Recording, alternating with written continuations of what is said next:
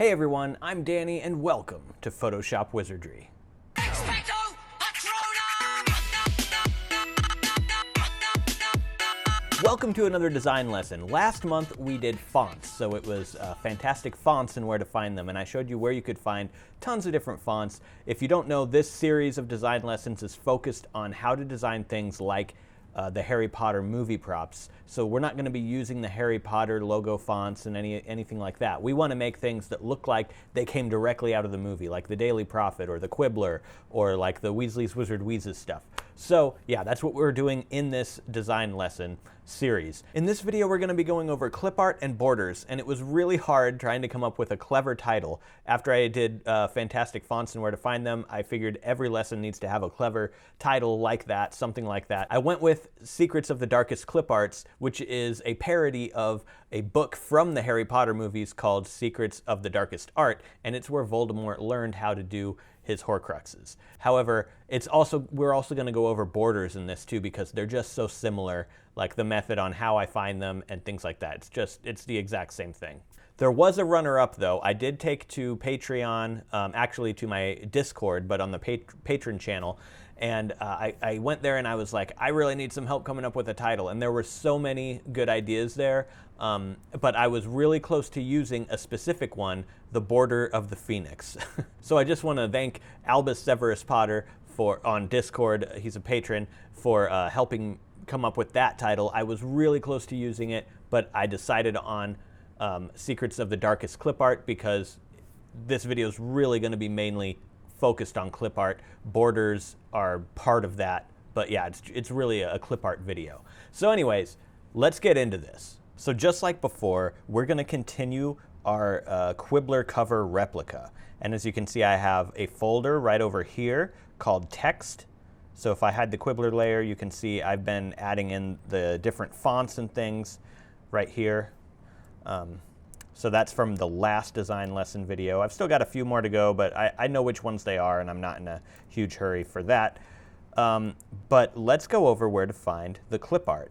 So believe it or not, this was not drawn by Mina Lima. I thought that it would have been. Lots of this stuff I thought would have been drawn by Mina Lima, but it's actually not. It is clip art. So if you open up your browser and go to doverpublications.com or doverbooks.co.uk, I don't really know what the difference of these two is, except that one is from the US and the other is in the UK, and they also have different.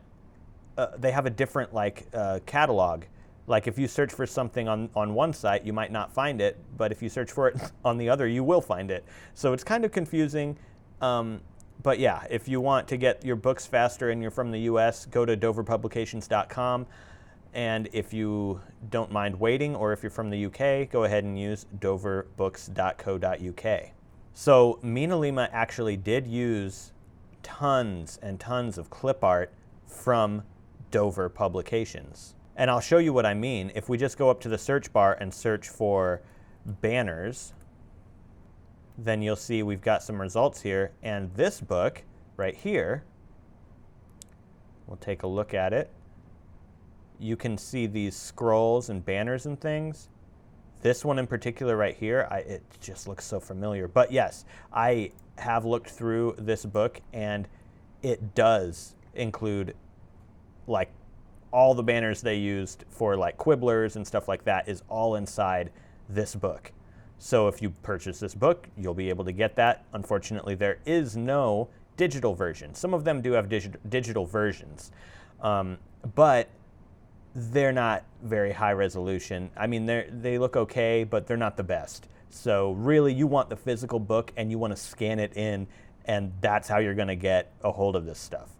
So keeping that in mind, if now you go to clipart.com, it doesn't look, I mean, it looks like, just your average kind of generic photo clip art website. However, they have a bunch of Dover clip art. It's not free. You do need an account. As you can see, I am now logged in here. And once you're logged in, you can download, I believe, something like 35 images per day. But here's the big secret with clipart.com. if you go to clipart.com/doverlist.php, and I will link that in the description box, here is the Dover Publications book list, and they have tons and tons of Dover books in here. Yeah, it would take forever to go through all this stuff because there's so much. They don't have everything, but they do have some certain ones that are really, really useful, such as right here they have banners, ribbons, and scrolls, and that's the one that we just looked at. So now we can take a look at all these different little banners, and so far we're not seeing anything too familiar, but if you keep looking, so now here's one that looks very familiar. I'll open this one up in a new tab, and there it is. And we can download this at 2859 by 2249 pixels, definitely large enough. Yeah, if you don't recognize this, it's actually from the Quibbler. I have a reference image of the actual page, which I have open right here. So if we take a look, you can see, I mean, when we get closer, you can see this isn't that good of quality, but right up here, you can see it is the exact same clip art. And I've already downloaded that one. So if we grab this and drag it in here, it is exactly the same.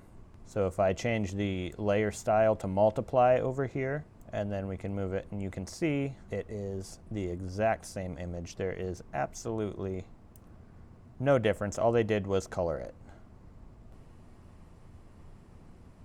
All right, there we go. So now we've got it pretty much lined up right there. The hands here and here, down here, these are also clip art, but they are also a font. I own that font. I guess I could have mentioned it in the previous video. Did I mention it in the font video? I can't remember. But the font is called Archive Hands. And these hands are in there, as well as a whole bunch of other pointing hands. Okay, so those are the banners and stuff, so that's all cool. But there's one thing that we want, and that is the main clip art on this Quibbler cover. And I was able to find that. So we're going to go to Vintage Mortised Cuts for this. Open that up in a new tab. Now in this book here, there's a lot of cool stuff. And I believe me and Alima used more than just one thing in here. But there's, I mean, if you look through it, there's some things you might recognize. But we're going to go all the way to the last page, because I know exactly where the one is that we want since I've already found it. And we're going to scroll down, and it's almost the last image right here. We'll click on that one, and there he is, or there they are. Now if we go back to Photoshop, you'll see that is the exact same image right here. And I've already downloaded it. I've got it open right here. The problem is when we zoom in on it, as you can see, it's pixelated. Right here, that's at 100%. And that's not really good enough. We should be able to zoom in quite a lot further than that. So for some reason, Clipart.com, for this in particular image, it's not the best. I mean, it's good quality, but it doesn't have the highest resolution. And you do want it to be the highest resolution possible so that your replicas and designs and stuff look really good quality. So right now we're going to actually up the quality of this, up the resolution, so that we can use it. We're actually going to vectorize it as well, so it's basically infinitely scalable. So the first thing we're going to do is go Image and Image Size, and we're going to resize this. And when we resize this, in Photoshop here, you can check Resample, and you want to select Preserve Details 2.0 and turn the Reduce Noise all the way up for this one. So it's already at a resolution of 300 pixels per inch, which is great, but it's only 690 pixels wide. We want that to be up quite a bit further. I'm going to do 2400 pixels wide. So now if you can see the preview image, here it is before the resample. In this preview, you can see the pixels and stuff. And when I let go with the hand tool, you're going to see what Preserve Details does. And you see, it's still, I mean, it's kind of, it's not perfect, but you can see Preserve Details actually does sharpen those edges a bit there. So that's why we did that. So I'm going to click OK, and we're going to wait for that to resize. There it is. All right. So here is the new image. It looks okay.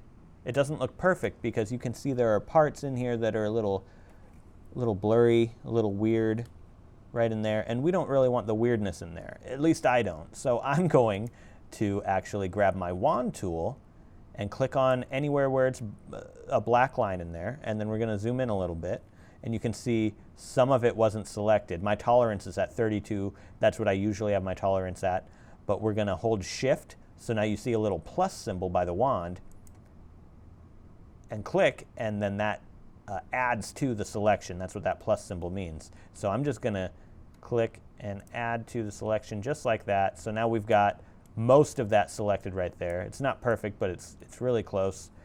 I might actually turn my tolerance down to 12 because I might have gotten a little too much of that selected right here, especially like on his gums. I don't want this part to be solid black, so we're going to hold Alt, and that will turn the plus into a minus. So that means that we are now subtracting from our selection. And I'm just going to click right there at one of these lighter lines. There we go. Now it's kind of deselecting some of it. Now I've actually accidentally deselected too much, so I'm going to Control Z that, and this is good. This is good. It's good enough. I mean, we're never going to zoom in that far, so I mean, there's no need to be that picky. Now I'm going to duplicate the background layer by clicking, dragging it down here over to the new layer icon. So now we have background copy. And then I'm going to click this button down here, which will add a layer mask. So now we've masked it out. So with the background layer selected, we're going to do Control A, and that's going to select the entire document here. And then we're going to do Control X. And when we do that, whatever color we have over here in the bottom left as our secondary color, in this case I have white, it's going to clear out the background and make it a solid color, which is your secondary color over there. Now we can re-show the background copy we made, and there we go. So this is what we're working with now. And it looks pretty good. We're going to actually double click on it and do a color overlay and make sure that color overlay is a solid black.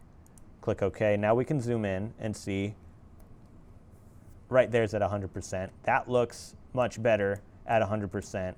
It's not as pixelated, obviously, and yeah, it looks much better. So we're gonna go with this, I believe. And if you want to vectorize it, you can do that from here too. Hold Control, and as you can see, if we're holding Control and hovering over these layers over here, you can see that you see a marquee square right there.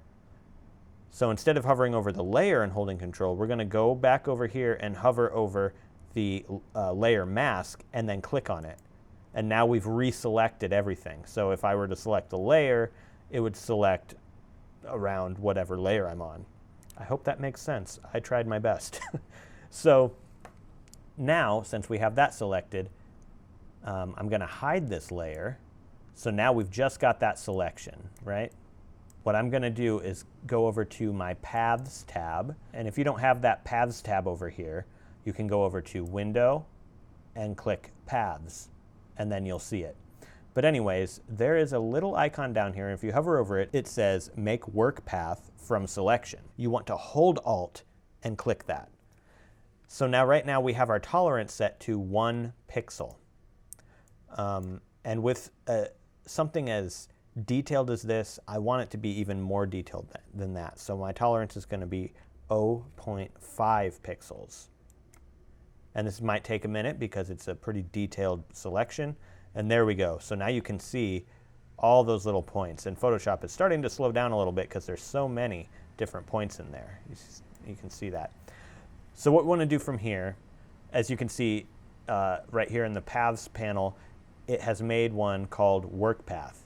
With that path selected, we're going to go up to Layer, and we're going to do New Fill Layer and Solid Color. You can name it if you want. I'm going to click OK. and it's just filled that with black. Click OK again.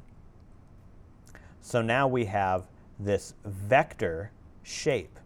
So if we go back to layers, you can see it. We just created colorful one or whatever you called that layer, but as you can see, it is actually a shape. So this can be scaled to literally any size without losing any further details at all. I'm just going to hide this background layer, so now we can see that it's a transparent layer. I'm going to do Control A, Control C, or actually Control Shift C, just to be safe. That makes sure that you select everything you see rather than just a single layer. It's basically select what you see on all the visible layers. And then we're going to go back to the cover, and we are going to paste this in, Control V. So as you can see, it's definitely bigger than the actual one in the cover, so we're good. I'm going to resize this so that it, is right over that clip art. But I'm going to name this Talking Heads, I guess. And then I'm going to Control T, which is going to allow me to scale down. And right now I am holding Shift and Alt as I scale. You might not have to do that depending on your settings in Photoshop, but if you do, Shift and Alt will scale uniformly toward the center of the image or wherever you have your focus point, basically. So what I do is I'm just going to line up one of these ears on this guy, or anywhere you want really, and then Alt-click, and you can see now I have that reference point that was in the center, and I'm going to put it right there on his ear, where I have made sure that it lines up properly. And then if I grab one of these corner squares, click, hold Shift and Alt, and scale, now it's scaling in toward that point instead. So now all I need to do is scale it so that everything kind of lines up, and it looks like it needs to be rotated a tiny bit too. So if I rotate, it's also going to rotate from that point. So I'm going to rotate it a little bit. Looks like we'll scale a little bit. And right now I'm just trying to line things up. I think it might be actually kind of stretched a little bit too. So we're going to stretch it a tiny bit right there. There we go. And we're going to stretch it a little bit this way too. Okay, yeah, now it's starting to line up. It is now almost perfectly lined up. I'm good with that. So we're going to click the check box, and now we have our clip art in there for the Quibbler. And now it's time to really make it look like it does here. And as you can see, they are wearing hats. And unfortunately, I don't think those hats are clip art. I think those were drawn on by Mina Lima. So we're going to do the same thing. I'm going to do a new layer, zoom in, and I like to go over here and grab like a blue or some other brighter color so I can see where I'm actually drawing. If I'm using black, you can't really see it as well. So I'm going to go ahead and get my brush tool and make the brush point a bit smaller so that I can do a little more detailed lines. And we will hide my talking heads layer just so that we can see the hats a little bit better. So we've got our empty layer here, and now I'm going to draw the hats on these people. And I'm just kind of guessing what it looks like behind that Z. Make sure that you close up all those, all the lines. Don't leave it open because we're going to do something in just a bit to fill these in, and we need these to be closed up.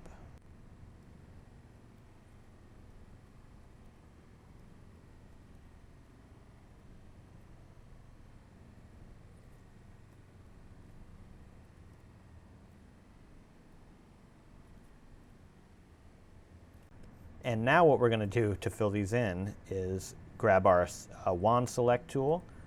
Oops. Make sure that this contiguous one is checked.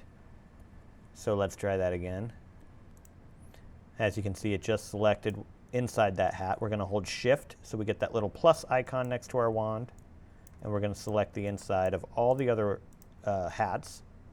And then we're going to do select, modify, and expand. And now we're only going to expand it by like maybe 2 or 3 pixels right there. That way it's kind of overlapping with the lines that we just drew. We're going to do a new layer, grab our paint bucket tool, and fill that layer. So now, as you can see, they're all filled in. Oop, I missed one. Expand that by 3 pixels, go back to that layer and fill it in. And now, as you can see, they are all the hats are filled in here. So we didn't do that star quite yet because we're going to do something with that. We need to select our quibbler layer here. And I'm going to use my wand selection tool to grab that star. Or if you want, you can go search for the actual clip art they used for the star, but I just feel like that's a little unnecessary in this case because it's such a simple shape. So there we go. We've got our star basically selected. And then I'm going to grab the lasso tool, but make sure you right-click and select the polygonal lasso tool. And then we can hold Alt. So now we're going to subtract from our selection and click over here, just like that. And then we're going to hold Alt again and deselect this whole thing right here. There we go. So now we just have that star isolated. We can also clean up the points a bit if you want with our polygonal lasso tool. And there we go. So now if we do a new layer and then we add a layer mask with this button, now we have that star masked out, and then select the layer instead of the mask, and we want to fill this layer with black. So now if we move the layer, you can see we have that star. And it looks a little rough, but that's okay. Most of the art looks a little rough, and I think that makes it look a little more authentic when it looks like that. But we do want to clean it up a tiny bit. So grab that mask on the star layer again and double click it, and you should see this select and mask panel. If you don't, you can go to select and choose select and mask. Now we want to smooth it a little bit. We're going to go by like 1 pixel, 2 pixels tops. We're going to feather it a little bit. And again, we're just going to do like 0.5 pixels for that. And then we're going to up the contrast a whole bunch, like up to 70 or 80. And as you can see, it's still a little bit rough around the edges, but it just looks a bit better when we do that. Also, if you're seeing this or this, it's because your opacity over here is turned up. You want that all the way down to 0. Anyways, we're going to click OK. And then we're going to apply the layer mask. And we're going to rename this layer star. And then I'm going to right-click it, and I'm going to convert to smart object. And what that does is I can scale that down if I want to.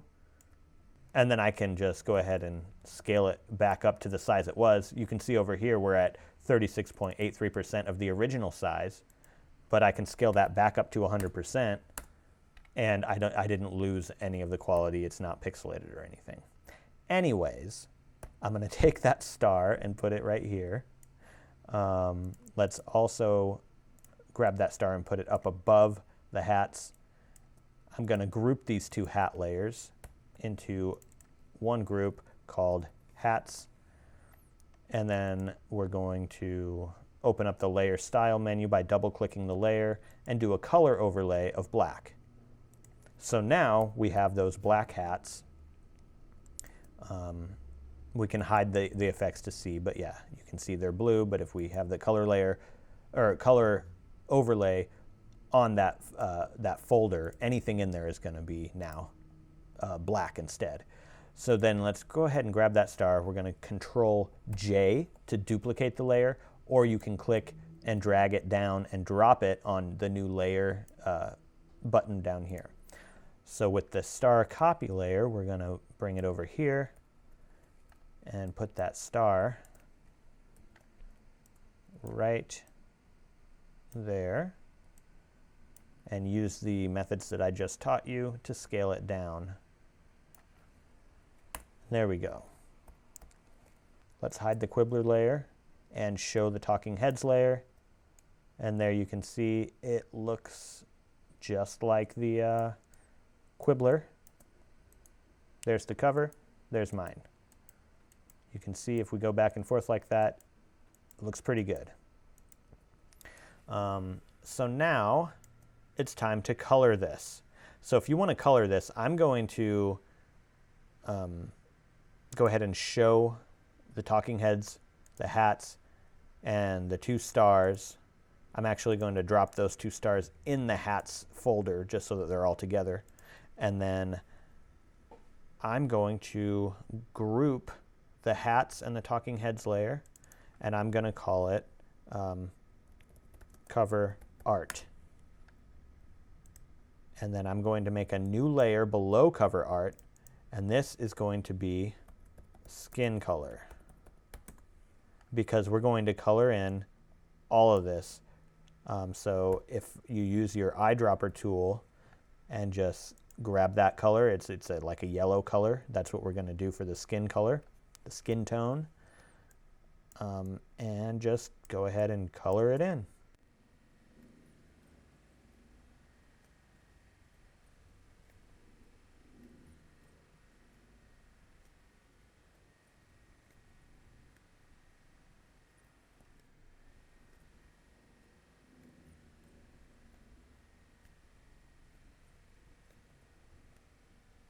And then we can hide the layer effects here and merge these 2 layers by selecting them both. I'm holding Control and clicking to select both layers, right click one of those layers, and merge layers.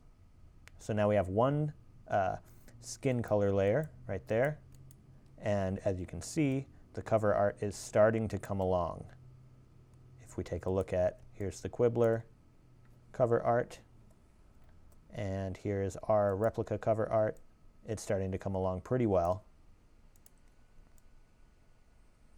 And that is the clip art section of the video. Wow, that was a long clip art section. So now let's go back to clipart.com/doverlist.php, and we're going to go into borders now. And the method is pretty much exactly the same as clip art. If we go down here, there is a section called 372 frames and borders. So let's open that up. And we've got all these old vintage borders. And if you scroll through here, you're going to end up seeing things that you might recognize, or things that are very similar to things you've seen in Mina Lima's designs in the Harry Potter props. Okay, so right here we have this one. It's very simple. It's just a double border. But Mina Lima used a lot of these double borders like this on things like the quibbler has a border around all the pages, so you might use something like this to recreate that border if you can't find an exact match. And also a lot of the like Daily Prophet ads and things really just use these simple borders like this. So let's go ahead and download this one. And there we go. You can see it's not perfect, and that's what we're looking for. This is why we're not recreating this with perfect vectorized lines that are perfectly straight, because then it doesn't look as authentic. You want something that looks imperfect, because a lot of times borders like this, in vintage borders and stuff, when they were actually made and created by like the person who actually did this, they usually drew it by hand, or it's like a woodcut thing, or whatever. So if we open up this and look at it, it does use that double border, and the border isn't perfect. If you get it the right size, you could use this border to kind of piece together and recreate the quibbler border. But I'm sure you'd be able to find this exact border that they used somewhere, probably in a Dover book. But let's go back to our browser and look a little further down. This type of border here I have seen. It might not be this exact one, but I've seen something like this used on like the Fantastic Beasts stuff. Like the ID card has something similar, not exact, but similar to this. I I feel like I've also seen this border somewhere too.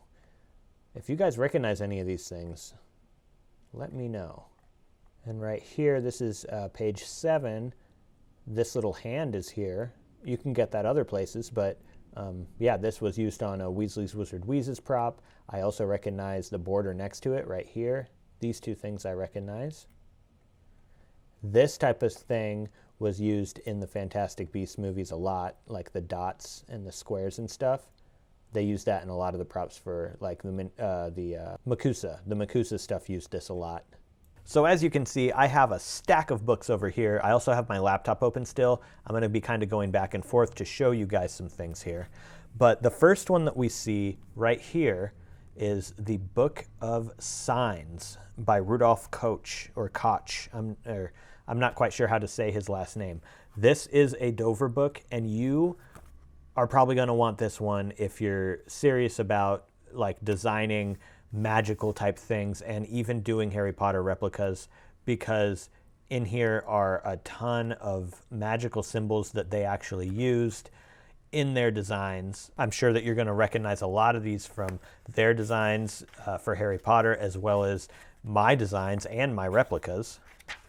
A lot of these symbols right here are in a font. It's called a Gothodaemon, I think. And then there's also the Koch Signs fonts.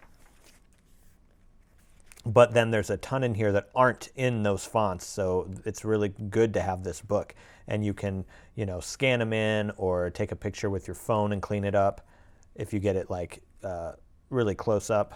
All right, so one in particular is this star.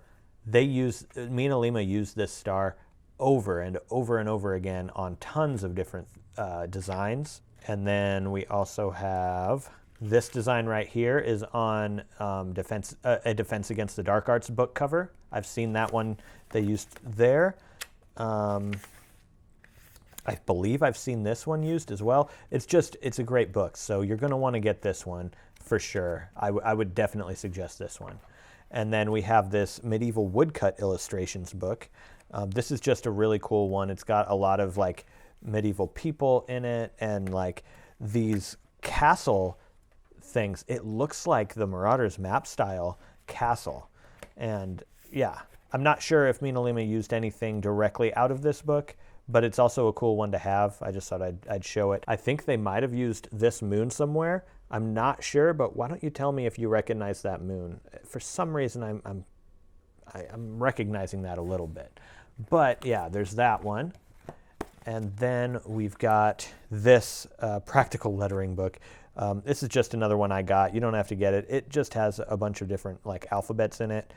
I'm not sure that I recognize any one of these specifically from Harry Potter. Maybe this one. But a lot of these fonts are available elsewhere, so you can just buy it digitally and you don't have to do it. Oh yeah, this one. They definitely use this font. This one was used in some Weasley products. But yeah, let's see, which other ones? Monograms. These are cool. This is just, stuff you can use for, I mean, me and Alima did use some monograms, but I've been searching for the Gilderoy Lockhart monogram forever. Can't find the original source, but yeah, this is a cool book too. This Vintage Advertising Art and Design book. This is also another one that I do see things in here that they used, such as this design right here. The Defense Against the Dark Arts book cover for Fantastic Beasts. That is this corner design right here. I mean, if you look through these books, you're going to find things. And the other one I would suggest is Symbols, Signs, and Signets. This has a ton of just random symbols, and you're definitely going to find things that they used in here too. There are tons more, but we can't go on forever with this video. So right now, I'm going to get into one of my personal favorite things about what I do with my designs, and it's a secret I've never shared before. But if you've ever wondered what that book is sitting behind me on the little desk behind me to the right in my videos, this is it. This is a vintage book on typefaces. It has border designs in here as well. I believe this is from the 1920s. This is by Barnhart Brothers and Spindler. And it's a really cool book, and it's not just this book. There are tons of books like this.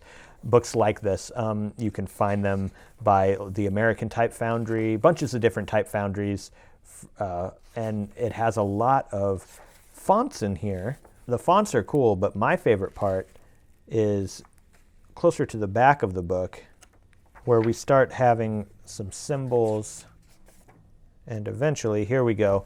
This is the page I normally have the book open to.